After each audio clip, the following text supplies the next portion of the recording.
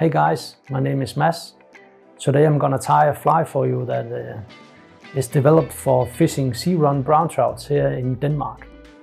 I call it the white Scandinavian Leech fly, and it's inspired by Landon's fly. He ties them in a much smaller size and he uses a pine squirrel sunger strips. I want it in a bigger size, so therefore I use rabbit strips.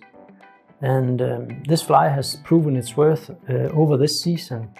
And I think one of the reasons why is that you can fish it underneath the weed that we have here in Scandinavia. We have V-shaped rivers and you want to get underneath the vegetation. And this fly does the job. It has a tungsten bead on top and the rabbit wing is not attached, so it kind of hangs loose. And that gives the fly a scissoring movement in the water. When you fish it swimming across, it looks like a normal streamer fly. But when you fish it in your own side, or you leave it hanging on the other bank, it kind of opens up. And therefore the Leech idea is very good for trouts. So let's get tying.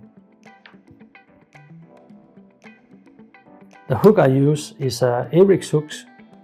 PR 360. It has a 50-degree bend here, and that makes the fly go upside down. And what have experienced during the season is actually that a lot of the flies, when you fish them and they have a long tail, the trout seems to bite in the tail. But what happens when the fly comes like this is that the trout often sits right here in the scissor or in the front of the mouth. So I think it's a very good pattern.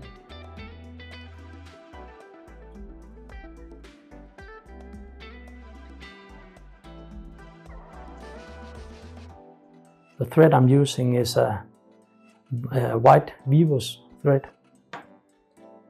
And the first thing I'm tying in is a Anton yarn in fluorescent yellow.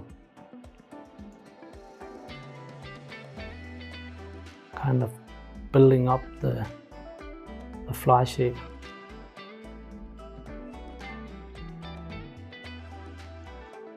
Like this.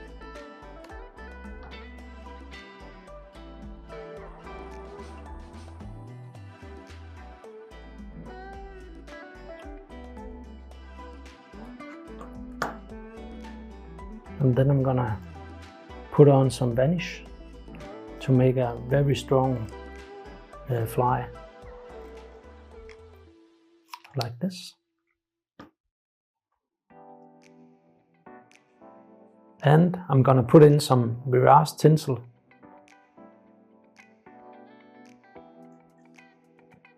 And going backwards.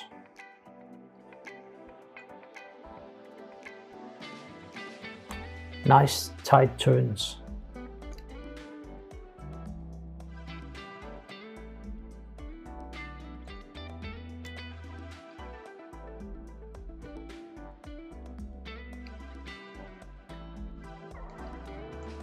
Like this. And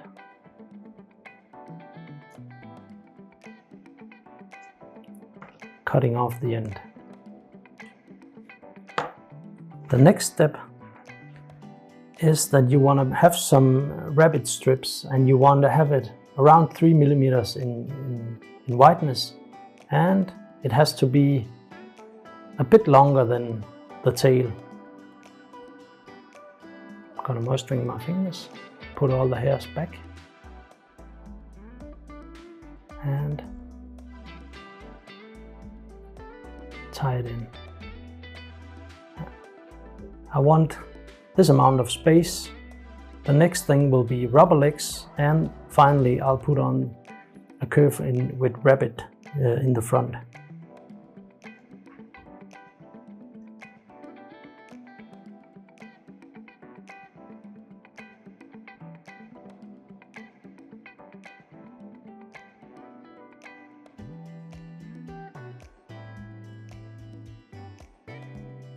Just these rubber legs are small, it works quite well.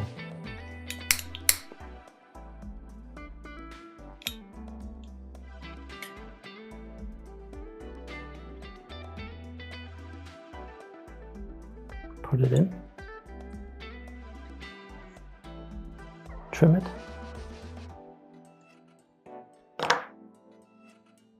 like this.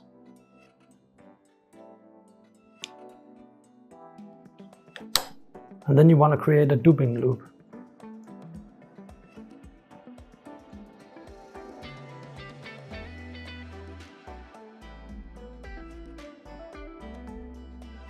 Like this. And put in your duping reel.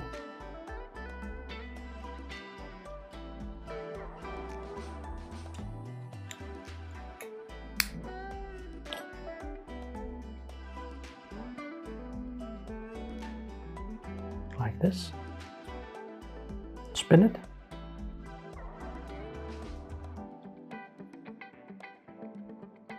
Move the loose hairs. Get your tying thread to the end of the head, and then some wraps. Keep the rubber legs back.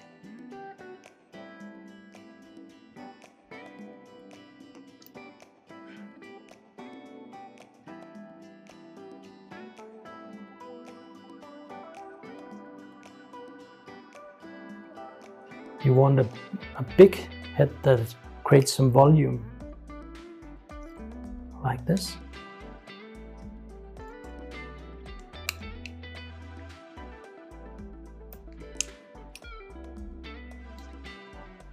And cut off this.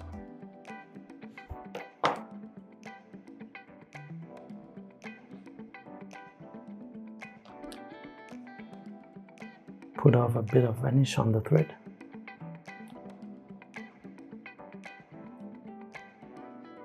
Come in with a whip finish.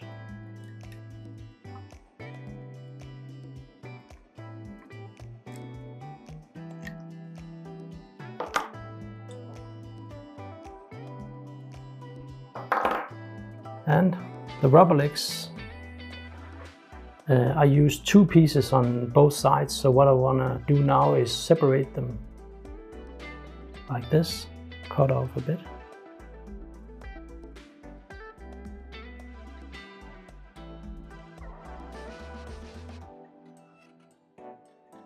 Make sure that they are even.